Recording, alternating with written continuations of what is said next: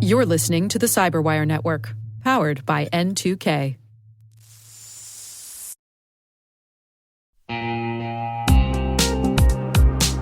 Identity architects and engineers, simplify your identity management with Strata. Securely integrate non-standard apps with any IDP, apply modern MFA, and ensure seamless failover during outages. Strata helps you avoid app refactoring and reduces legacy tech debt, making your identity systems more robust and efficient. Strata does it better and at a better price. Experience stress-free identity management and join industry leaders in transforming their identity architecture with Strata. Visit strata.io/cyberwire, share your identity challenge, and get a free set of AirPods Pro. Revolutionize your identity infrastructure now. Visit strata.io/cyberwire. And our thanks to Strata for being a longtime friend and supporter of this podcast.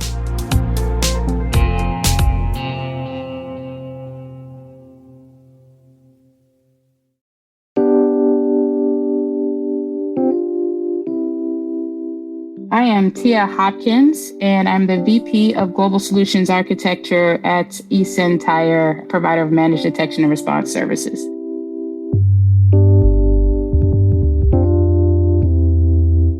I just always had a curiosity for understanding how things work. So, when I got toys, instead of playing with them, I would take them apart.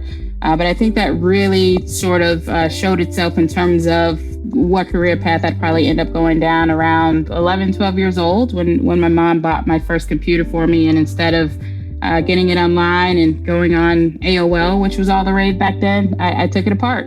I was fascinated by all the pieces of it spread all across my bedroom floor.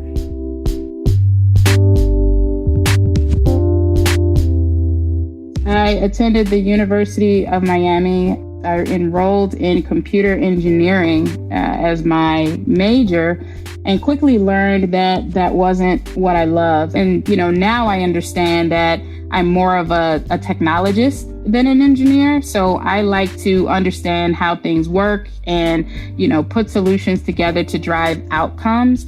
And so I lasted about a year at University of Miami. So from there, I actually pivoted into, I think it was ITT Tech, and I took their computers and electronics engineering technology course.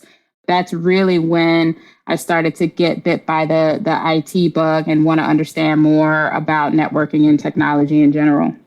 Eventually moved into a director role. And while I was in the director role, I kind of took a step back and said, hey, I kind of need to do something to back all of this experience up, because up to that point in my career, it just had been grit and right place, right time, and, learning on my own and just being resourceful, et cetera, but still had no formal education. And I think a limited number of certifications at that point. But being in a management role, I really wanted to validate my knowledge, my experience, and my abilities. So I went back and finished my bachelor's degree, I believe, in 2012. And I got a bachelor's in information technology. But then after that, I went straight into a master's degree in cybersecurity because I had decided, by the time I finished the bachelor's, that I wanted to focus on cybersecurity.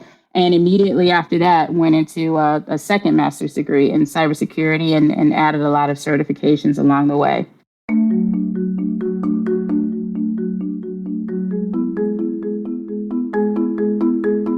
So eSentire, being a provider of managed detection and response services, essentially what that means is we have 2 global security operations centers that monitor our customer environments through various types of technology and hunt for and respond to threats on behalf of our customers. Where my team plays into that is having those conversations around the security concerns in the environment, pain points, understanding the infrastructure, the makeup of the current security team so that we can put a solution together that drives the business outcomes and then integrate well both from an infrastructure perspective and an operational perspective. And I'm responsible for, of course, ensuring that my team has what it needs to be successful. I also help out in more complex or strategic situations. And then, of course, the other side of my role is just aligning to and achieving business objectives as well.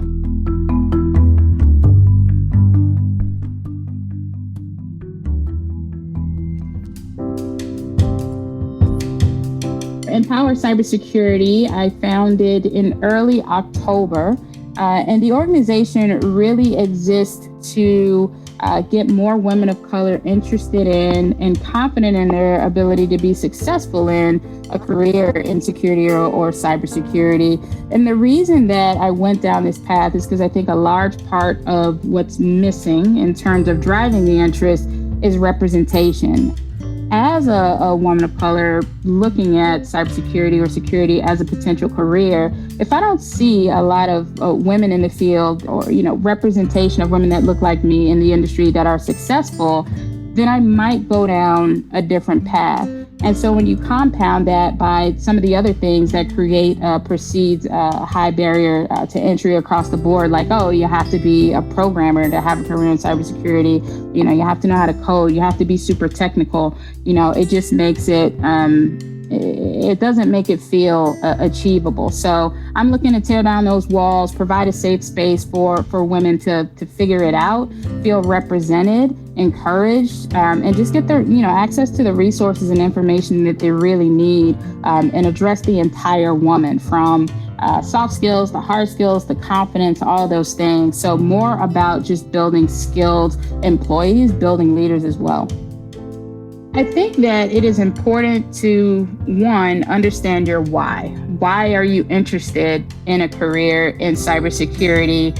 Because you'll have to answer that question frequently, right? So understanding that your why is critically important, but then understanding yourself. What are your transferable skills? What are you lacking? What are the things about you that will help you? And what are the things that might hold you back? So just understanding where you're starting from is critically important, and just being realistic about the fact that it is an incredibly rewarding career.